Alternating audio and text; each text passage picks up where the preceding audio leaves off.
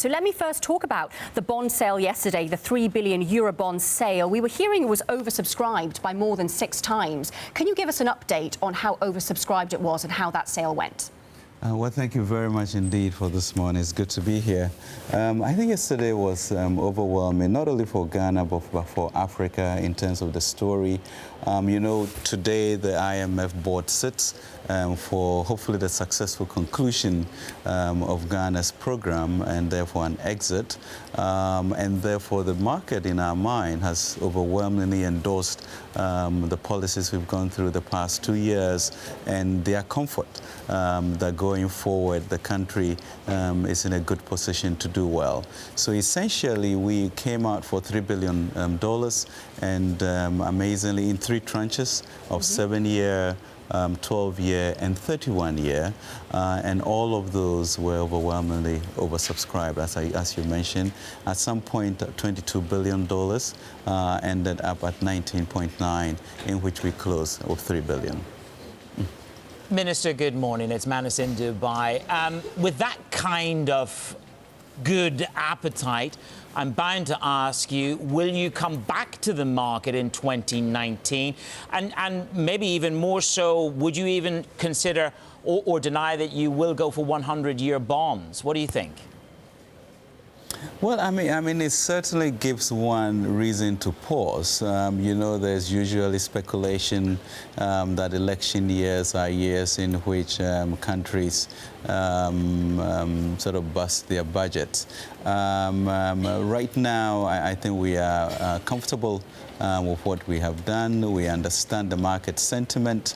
We usually have a mid-year review to see how we are doing with the budget, and those are when we make decisions for that. As you know, we have some financial restructuring that we have to do with the microfinance institutions and special deposit institutions such as the savings and loans, and that has to be catered for in the budget, and we'll see how we finance those. So can I just briefly confirm then, is the possibility of a century bond off the table for good? Can you confirm that or not?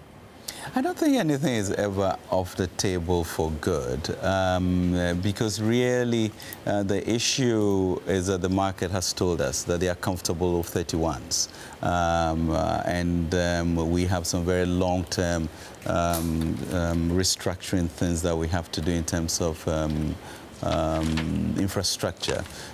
So we'll have to work with the market to see whether they are interested in a longer tenure bond for us to do that. But it won't be a unilateral decision. Sure. It will be a decision that makes sense for the market. And we don't need to call it century bond. Maybe it's a 50-year, something, if that is what the market calls for. OK, if that's what the market can take. Let's talk to you about the currency. Nera and I let's make sure that we've got the right pronunciation, the Cedi. I mean, there was a real collapse. Do you think when you look backwards, was the rate cut a mistake, or do you expect more pressure to come to bear on the currency, or are we finding a level? It cannot be a mistake. Our central bank has been quite clear about protecting the domestic environment and therefore the inflation targeting that we have done. And that always calls for a balance. It is true that the markets were strong outside, which means that people may look to externalize. But actually, the fundamentals, as a governor will let you know, have always been very strong. And we really call this a speculative bubble.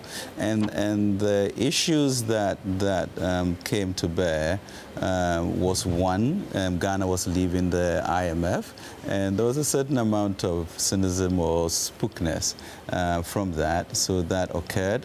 And then, of course, a few bondholders wanted to externalize their dividends, and all of that collapsed with the emerging market tightening.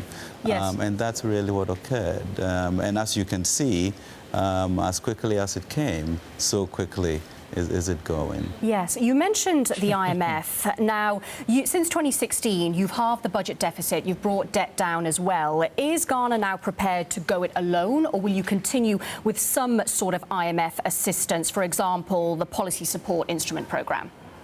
Well, what I think we really have proven over this period, the clarity of our President Akufo-Addo's vision of a Ghana beyond aid. So the principle of going alone, being sovereign and independent is very clear. However, we've had a great relationship these 2 years with the fund. And so we moved back to Article 4.